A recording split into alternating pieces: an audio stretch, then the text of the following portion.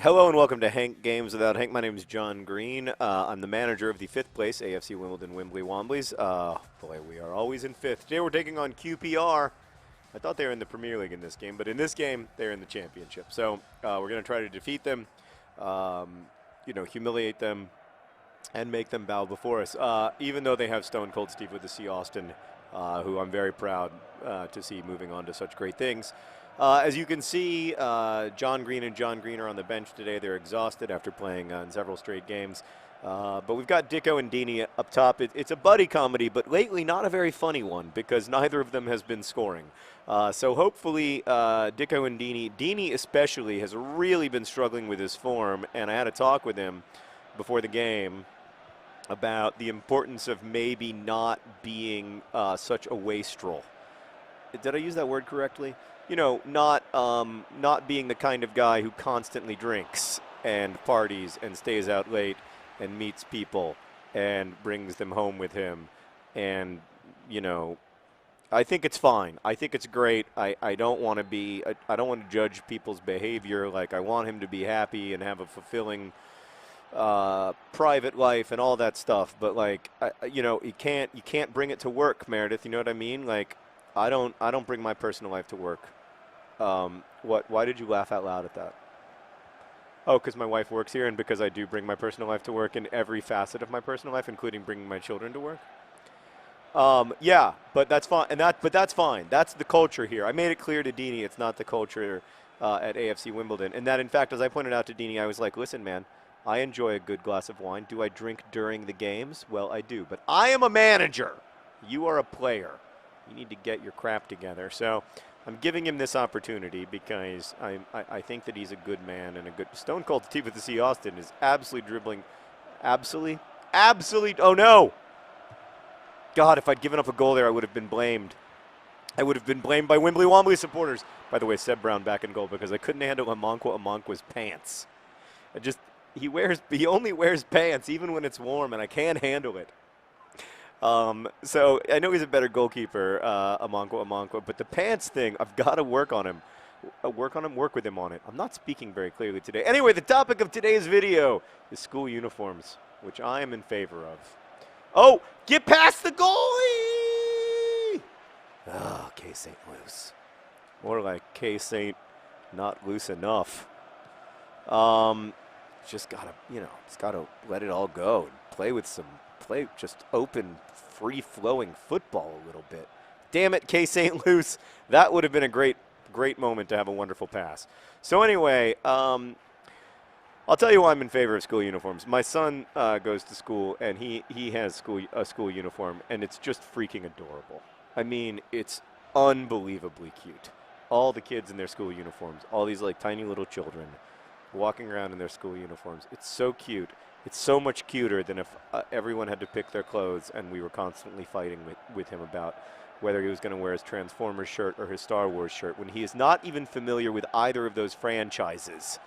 As I frequently point out to him, you can't be a huge fan of something that you don't know what it is. Come on. I mean, Dini is just slow. He's just not running fast. He's just not showing courage on the ball, and Dicko's not getting touches at all. These guys who were they were the reason we succeeded in our first 3 months in this league, in the championship. I mean, we looked dead in the water until Dini and Dicko came along to make our lives beautiful and exciting again. And then lately they're just not there. Oh no. Everything worked out better than expected. Let's play out of the back like Womblys do. Yeah, that's my main reason that I like school uniforms. They're just so freaking cute, and then also parents don't have to worry so much about dressing their kids. You have no idea how stressful dressing your kid is, or you do if you have a kid. So that's what I like. I guess there's supposedly disciplinary benefits. I don't know about any of that stuff. All I know is that I find dressing the kid less stressful and cuter. But I guess, I am sympathetic to people who feel like they don't want to wear school uniforms, particularly when they're in high school or whatever. But it's just so freaking cute. I bet it's still cute in high school. I bet it's still everybody wearing the same like little khaki pants and and shirts. I guess the other thing is that like then other things become the demarcation lines of like fashion and cool, like necklaces, and I'm not. There's obviously no way out of that. Like there's no way to make it so that like fashion doesn't exist in children's lives, nor should there be really. I think like, you know, being able to self-expression is important. Oh, speaking of self-expression, K. St. Louis having himself a football game, but can he finally finish? No, no, he can't. Oh my God, that's so frustrating, Meredith. I cannot even find the words to tell you how annoying K. St. Louis's inability to finish is to me. Have you noticed the zit on my nose? I'm supposed to film this thing today, and I don't think I can because of this zit on my nose. I can only do, oh, ah! Fantastic save by the keeper there, no question about it. And Dicko on the ball. Dicko on the ball. That's not a good cross, Dicko! Gosh, Dicko. I mean, these guys, Dicko and Dini just absolutely struggling for form. K. St. Louis rampaging. Look at that. What? Does Mose Vestergaard have Callum Kennedy's haircut? I like Mose Vestergaard. It's unacceptable. Meredith, are there any arguments in against school uniforms with which I am not familiar? Wait, well, yeah, uniforms where you have to wear the same. You have to wear like a polo shirt with the name of the school on it, and a pair of adorable khaki pants. That you can't even believe that like children so small can even wear khaki pants. They look like tiny little. They look like they're making fun of Best Buy employees. You know, where Best Buy employees wear those blue. They look like tiny little Best Buy employees with their khaki pants and their blue polo shirts. It's adorable.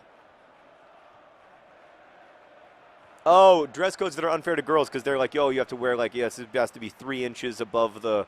Yeah, that's ridiculous.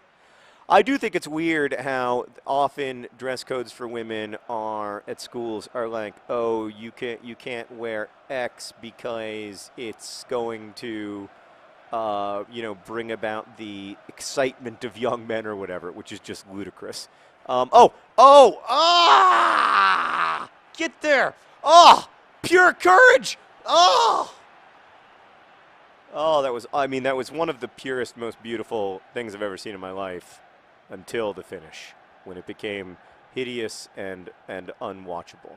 Oh yeah, it's like that whole thing of like I remember when I was in high school that there was a rule about how many inches above the knee a skirt could be or a pair of shorts could be, but like there wasn't that rule for dudes, and like we wore those. I mean, this is dating myself, I know, but like we wore those like ridiculous Umbros that like, you know, showed half the.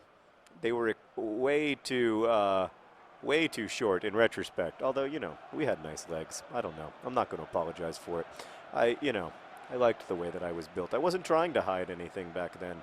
That wasn't the job of clothes the way that it is now. Oh, that's a great ball. Dini did a great job there. Dini, get it to Dicko. Dini. Oh! Less, more. Sometimes less is more. He scores with his left. He scores with his right. That less more makes some more look shite. Love it. That was beautiful. That was a goal for all seasons. Oh, I love this. I mean, that just, is there anything that brings you joy in the way that a good less more, a less more goal brings you joy? Yeah. Anyway, I remember that like, it was just a ludicrous rule. And then actually, I think they took it back like my senior year, because I remember my senior year as the year of sort of the universally shorter short, both among boys and girls. But yeah, there shouldn't be any kind of, obviously there shouldn't be gender bias in dress codes, but like generally I also think that like this whole idea that like certain kinds of clothes are distracting. I guess like the counter argument is like, well, are you allowed to come to school naked? And like obviously you're not allowed to come to school naked, right? So are you allowed to come to school in a bathing suit? I don't know, probably not. So there has to be some kind of line, right? But like, in drawing that line, too often you end up, A, with these like gender-biased codes, and B, with this ridiculous thing of like having to take out an actual ruler and measure between the knee and the short. But I don't know, I mean, you can't come to school naked, right? Is that right, Meredith? Do you agree with that? So you have to come to school non-naked. I'm designing a dress code right now. This is my dress code. You have to come to school non-naked. You have to be wearing some kind of shoe. That's just a personal bias, but some kind of shoe is necessary, don't you think? And then if you can answer the questions, are you naked and are you barefoot with plausible no's, then I'm going to say that I'm cool with your dress code. Oh, and you can't wear a swimsuit. I don't really believe that swimwear should be worn in non-aquatic environments. I realize this is another personal bias that probably shouldn't even be in my dress code, but I'm going to put it in there. I'm going to need you to wear shoes. Don't wear swimwear because this is school. And unless you go to swim school, which is possible, I guess. If you go to like if you're an elite swimmer and you go to one of those like special schools for swimmers, then you know what? Do go ahead and wear your swimsuit. But if it's a non-aquatic environment, don't wear a swimsuit. And then, I guess also you can't just wear your underwear. Does that Meredith agree or disagree? You have to wear a top and a bottom. Not necessarily though, because you could wear one thing. You could wear just one thing. A dress, huh? Or a jumpsuit. Sure, a dress or a jumpsuit. Or a pajama onesie. I wouldn't find any of those problematic. So if you can answer the following questions with no's that are plausible. Are you wearing a swimsuit? Are you barefoot? Are you naked? And are you only wearing your underwear? If you can say no to all of those things, I think that you are in accordance with the John Green dress code. I think that should be a school's dress code because there's not gender bias in that, really, I don't think. Oh, God! Oh, fantastic! Fantastic stuff. Who was that American genius? Oh, still nervous times. But there he comes, Leonardo Mora. That's a Mora.